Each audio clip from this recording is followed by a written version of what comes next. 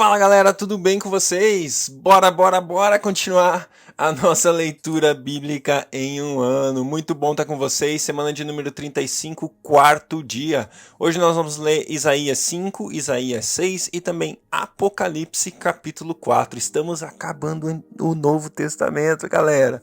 É isso aí, mais 16 dias, 17 dias a gente termina o Novo Testamento e aí só falta alguns outros livros para a gente fechar a nossa leitura bíblica em um ano. Faltam aí aproximadamente 115 dias, 120 dias para a gente terminar o ano e assim a gente está chegando à conclusão. Parabéns para mim e para você que estamos aqui persistindo indo até o final com alguns barrancos, mas vamos chegar lá juntos, graças a Deus. Glória a Deus. Pai, obrigado por mais um dia. Yes! Mais um dia, Deus, obrigado, Pai. Obrigado pela vida, pelo fôlego, obrigado porque o Senhor é o nosso Deus, o Senhor é quem dá a vida, o Senhor é quem faz. O Senhor é digno de honra, digno de glória, digno de adoração, digno das nossas obras, daquilo que fazemos. Deus, o Senhor, ninguém mais. Ninguém mais. Obrigado, Deus, nós te amamos e te honramos. Muito obrigado por esse tempo de leitura da sua palavra. Nós pedimos que o Senhor fale conosco, em nome de Jesus. Amém. Amém. Glória a Deus, galera. Vamos nessa. Vamos lá. Vamos ler Isaías capítulo 5. Cantarei para o meu amigo o seu cântico a respeito de sua vinha. Meu amigo tinha uma vinha na encosta de uma fértil colina. Ele cavou a terra, tirou as pedras e plantou as melhores videiras. Construiu uma torre de sentinela e também fez um tanque de prensar uvas. Ele esperava que desse uvas boas, mas só deu uvas azedas. Agora, habitantes de Jerusalém e homens de Judá, julguem entre mim e a minha vinha. Que mais se poderia fazer por ela que não tenha feito? Então, por que só produziu uvas azedas quando eu esperava uvas boas? Pois eu digo a vocês o que vou fazer com a minha vinha. Derrubarei a sua cerca, para que ela seja transformada em pasto. Derrubarei o seu muro, para que seja pisoteada. Farei dela um terreno baldio.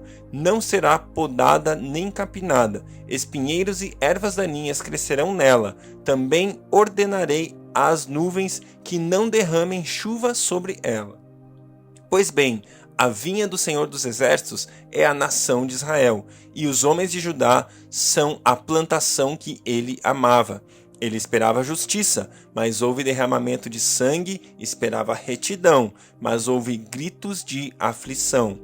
Ai de vocês que adquirem casas e mais casas, propriedades e mais propriedades, até não haver mais lugar para ninguém e vocês se tornarem os senhores absolutos da terra. O Senhor dos Exércitos me disse, sem dúvida, muitas casas ficarão abandonadas, as belas casas e grandes ficarão sem moradores. Uma vinha de 10 alqueires só produzirá um pote de vinho, um barril de semente só dará uma arroba de trigo. Ai dos que se levantam cedo para embebedar-se e se esquentam com o vinho até a noite. Harpas, liras, tamborins, flautas e vinho há em suas festas, mas não se importam com os atos do Senhor, nem atentam para a obra que as suas mãos realizam. Portanto, o meu povo vai para o exílio por falta de conhecimento. A elite morrerá de fome e as multidões de sede. Por isso, o Sheol aumenta o seu apetite e escancara a sua boca.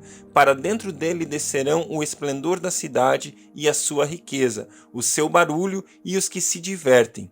Por isso o homem será abatido, a humanidade se curvará e os arrogantes terão que baixar os olhos. Mas o Senhor dos Exércitos será exaltado em sua justiça. O Deus Santo se mostrará santo em sua retidão.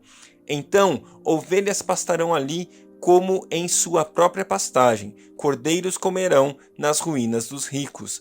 Ai dos que se prendem à iniquidade com cordas de engano e ao pecado com cordas de carroça, e dizem que Deus apresse a realização da sua obra para que a vejamos, que se cumpra o plano do Santo de Israel para que o conheçamos. Ai dos que chamam o mal bem e ao bem mal, e que fazem das trevas luz e da luz trevas, do amargo doce e do doce amargo. Ai dos que são sábios aos seus próprios olhos e inteligentes em sua própria opinião. Ai dos que são campeões em beber vinho e mestres em misturar bebidas, dos que por suborno absolvem o culpado, mas negam justiça ao inocente. Por isso, assim como a palha é consumida pelo fogo e o restolho é devorado pelas chamas, assim também as suas raízes apodrecerão e as suas flores como pó serão levadas pelo vento, pois rejeitaram a lei do Senhor dos Exércitos, desprezaram a palavra do Santo de Israel. Por isso tudo, a ira do Senhor acendeu-se contra o seu povo, e ele levantou sua mão para os ferir. Os montes tremeram e os seus cadáveres estão como lixo nas ruas. Apesar disso, a ira dele não se desviou, sua mão continua erguida. Ele levanta uma bandeira convocando uma nação distante e assovia para um povo dos confins da terra. Aí vêm eles rapidamente. Nenhum dos seus soldados se cansa nem tropeça, nenhum deles cochila nem dorme, nenhum afrouxa o cinto, nenhum desamarra a correia das sandálias. As flechas deles são afiadas, preparadas estão todos os seus arcos. Os cascos dos seus cavalos são duros como pedra, e as rodas dos seus carros são como um furacão. O rugido deles é como o do leão. Rugem como leões ferozes, rosnam enquanto se apoderam da presa e a arrastam sem que ninguém possa livrá-la. Naquele dia rugirão sobre Judá como o rugir do mar. E, se alguém olhar para a terra de Israel, verá trevas e aflição. Até a luz do dia será obscurecida pelas nuvens. Glória a Deus pela sua palavra. Isaías, capítulo 6. No ano em que o rei Uzias morreu, eu vi o Senhor assentado num trono alto e exaltado, e a aba de sua veste enchia o templo. Acima dele estavam serafins, cada um deles tinha 6 asas, com 2 cobriam o rosto, com 2 cobriam os pés, e com 2 voavam, e proclamavam uns aos outros: Santo, Santo, Santo é o Senhor dos Exércitos, a terra inteira está cheia da sua glória. Ao som das suas vozes, os batentes das portas tremeram e o templo ficou cheio de fumaça. Então gritei: Ai de mim, estou perdido, pois sou homem de lábios impuros e vivo no meio de um povo de lábios impuros. Os meus olhos viram o Rei, o Senhor dos Exércitos. Logo, um dos serafins voou até mim, trazendo uma brasa viva que havia tirado do altar com uma tenaz. Com ela tocou a minha boca e disse: Veja, isso tocou os seus lábios, por isso a sua culpa será removida e o seu pecado será perdoado. Então ouvi a voz do Senhor conclamando: Quem enviarei? Quem irá por nós? E eu respondi: Eis-me aqui, envia-me. Ele disse: Vá e diga a este povo. Estejam sempre ouvindo, mas nunca entendam. Estejam sempre vendo, mas nunca percebam. Torne insensível o coração deste povo, torne surdo os seus ouvidos e feche os seus olhos, que eles não vejam com os olhos, não ouçam com os ouvidos e não entendam com o coração, para que não se convertam e sejam curados.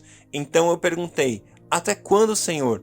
E ele respondeu: Até que as cidades estejam em ruínas e sem habitantes, até que as casas fiquem abandonadas e os campos estejam totalmente devastados, até que o Senhor tenha enviado todos para longe e a terra esteja totalmente desolada. E ainda que 1/10 fique no país, estes também serão destruídos. Mas assim como o terebinto e o carvalho deixam o tronco quando são derrubados, assim a santa semente será o seu tronco. Glória a Deus pela sua palavra. Irmãos, eu queria destacar aqui algo relevante em relação ao temor do Senhor. Eu e você precisamos relembrar e aprender o temor do Senhor. Santo, santo, santo é o Senhor dos Exércitos. A terra inteira está cheia da sua glória. Ai de mim, eu estou perdido. Eu sou homem de lábios impuros e vivo no meio de um povo de lábios impuros.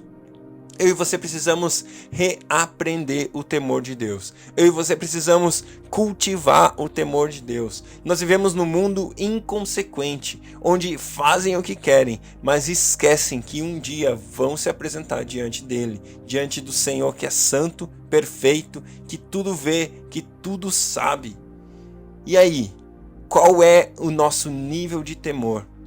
Eu e você precisamos do Senhor para ser puros. Eu e você precisamos do toque de Jesus para que os nossos pecados sejam perdoados. É a única maneira, é o único jeito de nós vivermos uma vida santa diante dele. E se nós não reconhecemos a nossa pequenez, que dependemos dele, nós nunca teremos a santidade, o perdão e a graça sobre as nossas vidas. Nós temos graça através daquilo que Jesus fez por mim e daquilo que Jesus fez por você. Glória a Deus, Apocalipse, capítulo 4. Depois dessas coisas olhei e diante de mim estava uma porta aberta no céu. A voz que eu tinha ouvido no princípio falando comigo como trombeta disse: suba para cá e mostrarei a você o que deve acontecer depois dessas coisas. Imediatamente me vi tomado pelo Espírito e diante de mim estava um trono no céu e nele estava assentado alguém. Aquele que estava sentado era de aspecto semelhante a jaspe e sardônio. Um arco-íris, parecendo uma esmeralda, circundava o trono, ao redor do qual estavam 24 tronos, e assentados neles havia 24 anciãos.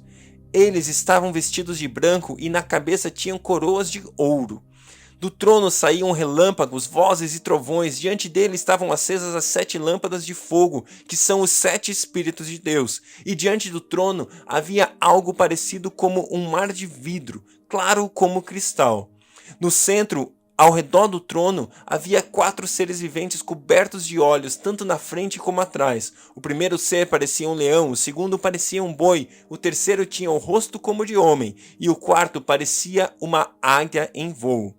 Cada um deles tinha 6 asas e era cheio de olhos, tanto ao redor como por debaixo das asas. Dia e noite repetem sem cessar: Santo, Santo, Santo é o Senhor, o Deus Todo-Poderoso, que era, que é e que há de vir.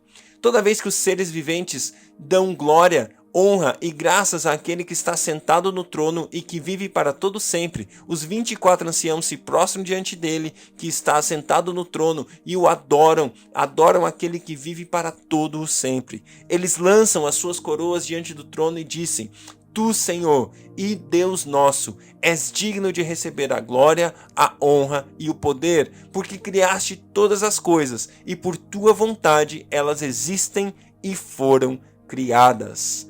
Uau! Eis aqui o trono de Jesus, o trono daquele que era, que é e que há de vir. Uau! Uau! O que eu amo nesse texto é o seguinte: eu vi o trono e a voz que antes havia falado comigo como trombeta disse: suba para cá e eu vou te mostrar as coisas que devem acontecer. Esse convite ele é constante para mim e para você. O Deus do trono não é distante daqueles que creem em Jesus. A palavra de Deus fala em Hebreus, a gente leu esse texto junto, Hebreus 10, que eu e você devemos entrar diante do trono com confiança. E é desse trono que o texto está falando. Eu e você podemos entrar por causa do sangue de Jesus diante do trono dele, nos encontrar com ele, nos relacionar com ele, falar com ele, aquele que era, que é, que os anjos se prostram, os querubins se prostram, os serafins se prostram, os 24 anciãos se prostram, os 4 seres se prostram diante dele. E eu e você podemos fazer a mesma coisa. Adorar, prostrar, estar com ele, aquele que era, que é e há de vir. Está acessível para mim e para você, por causa da obra e do sacrifício de Jesus Cristo na cruz. Glória a Deus, que Deus abençoe o seu dia e até amanhã.